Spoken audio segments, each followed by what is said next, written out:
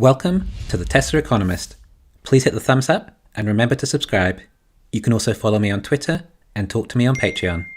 Alright, sure, we all know GM would go bankrupt as soon as the economy enters into another recession. So this is hardly a surprising headline. You see, when times are good, there's more demand for cars. The auto industry is a cyclical industry. This means when times are good, business is good, big profits. When times are bad, then minimal profits, or even losses. But if there is all this demand suddenly for GM's cars, well, they don't want to miss out, so they'll expand to make sure they can cater to it. These expansions will add to extra debt and cost to the company. The increased capacity will not be close to reached when times are bad, and the debt will likely also become more expensive. So when times are bad, they'll be really bad, but it was worth it to take advantage of the good times, especially if they know that when the times are bad, well, that's when the government will step in. And they will use all the taxpayers' money to keep them afloat. We must keep this inefficient company around, producing inferior cars that can only survive when times are good.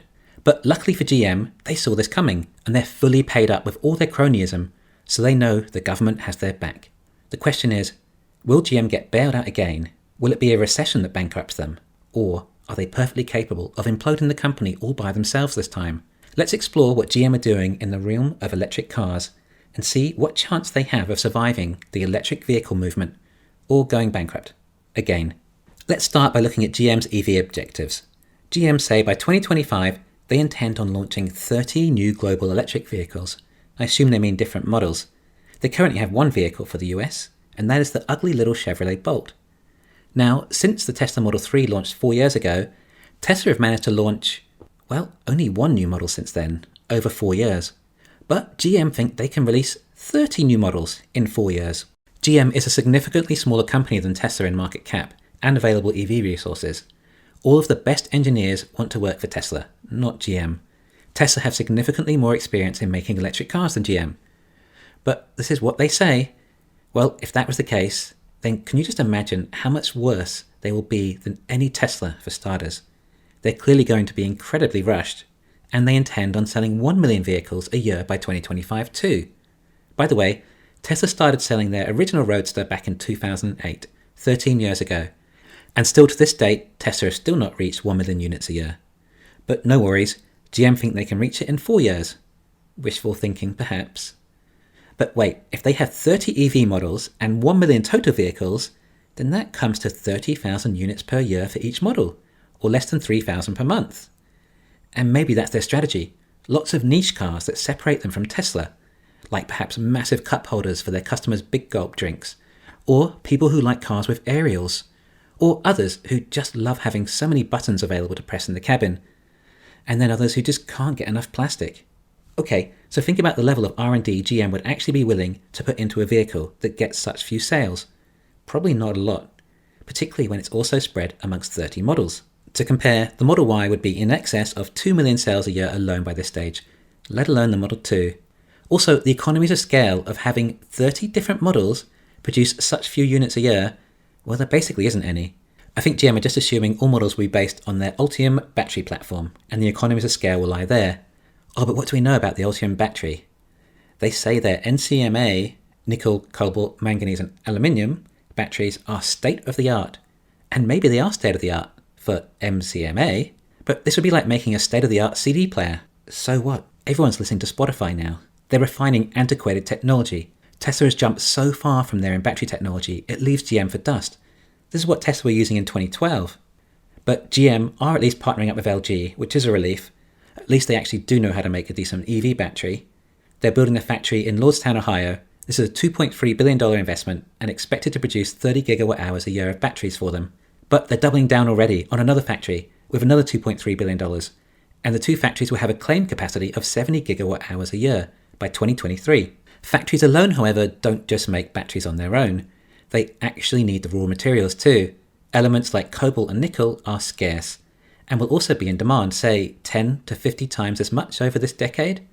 Well, when demand increases, then so does price, if they can even get a large enough supply. Yeah, well, that's what happens when you invest in the wrong battery technology and chemistry, along without having vertical integration of your supply chain. In other words, I find it unlikely these batteries will be much cheaper than what they pay now.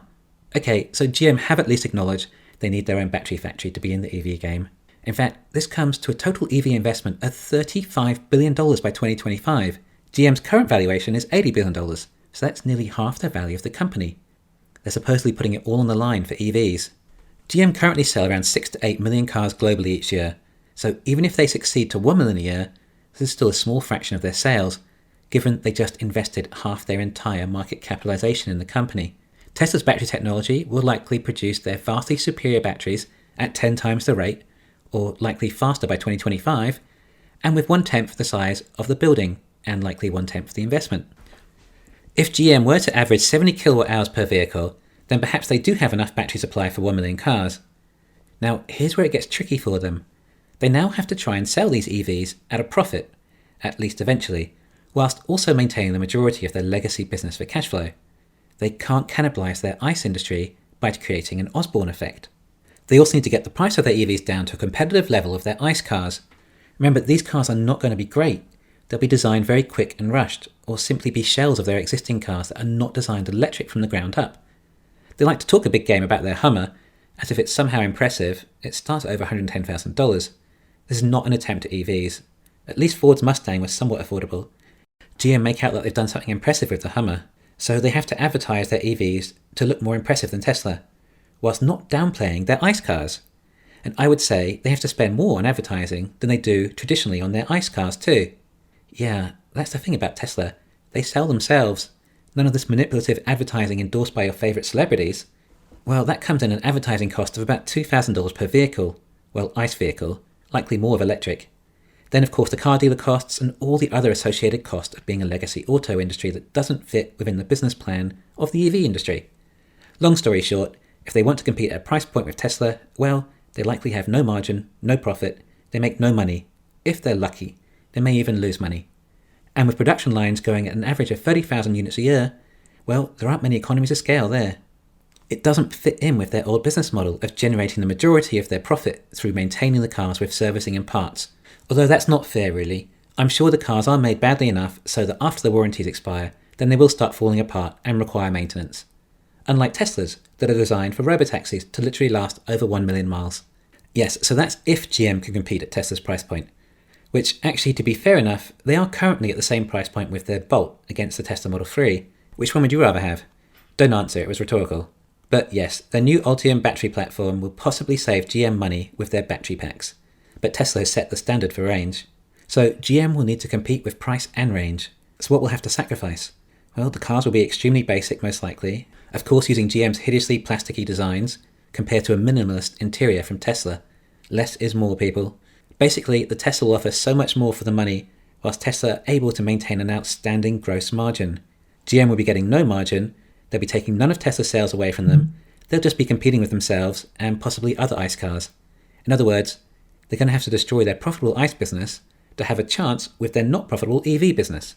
How do you juggle that? Oh wait, they also have $35 billion more debt to contend with in the process too. Tesla will keep getting better and better margins, and with those profits, Tesla reinvest it into R&D and make their products that much better, and further reduce the costs. Yes, there is plenty of room for more EV companies in the industry, but the EVs have to be profitable, and they don't help if they cannibalize your entire business as a result. The EV industry is simply not fit for legacy autos. This is becoming more apparent when you compare them against the Chinese EVs. Oh, but wait, this is GM, what am I thinking? Government to the rescue.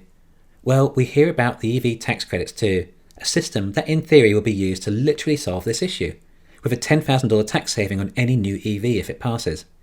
Well, in that case, then perhaps GM truly can compete with Tesla and beat them on price, whilst possibly even scraping a profit. $10,000 is an enormous amount on an EV, and it could potentially even be $12,500 for GM if the union's part of the bill passes. The problem is though, if GM do compete on price, then they're now undercutting their ICE vehicles. In other words, a consumer will be able to buy GM's EVs for possibly less than their ICE vehicles. Not to mention the other cost savings associated with electrical vehicles. Well, if prices drop, demand increases, and now consumers want to buy GM's electric cars over their ICE cars. Therefore, their ICE sales fall whilst their EV demand grows, except they can allegedly only make 1 million EVs a year. If the demand on their ICE vehicles dwindles, then that's their cash flow gone. How are they going to fund the running costs of their business?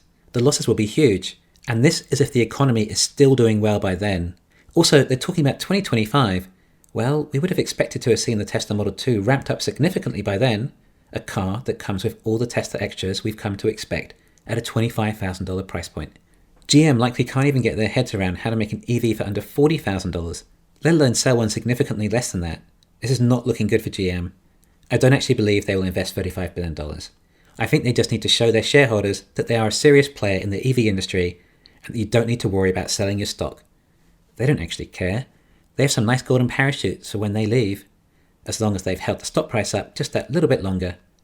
Unlike Tesla, with a CEO who is dedicated to the company he built up and is the largest shareholder. GM are most likely putting on one massive, expensive dog and pony show. These companies are not trying to save the world or save lives. These are the companies that put us in this situation in the first place. It's time they go now and make room for some serious EVs rather than tying up valuable resources for vastly inferior products that no one wants and just aren't good business. Bottom line, there is no way GM can come close to an EV like Tesla at the same price point and actually make a profit. Perhaps GM's advertising can convince some consumers to buy GM, but most likely the majority of these consumers have not experienced a Tesla. The rest are just likely Luddites, who only drive Cadillacs or something. Rest assured, in the long run as consumers, we're all better off. This is creative destruction at its finest, and as a result, we will all have an improved standard of living, in safer cars that drive themselves and don't kill us. Thanks for listening. Please hit the thumbs up and subscribe. You can follow me on Twitter and talk to me on Patreon.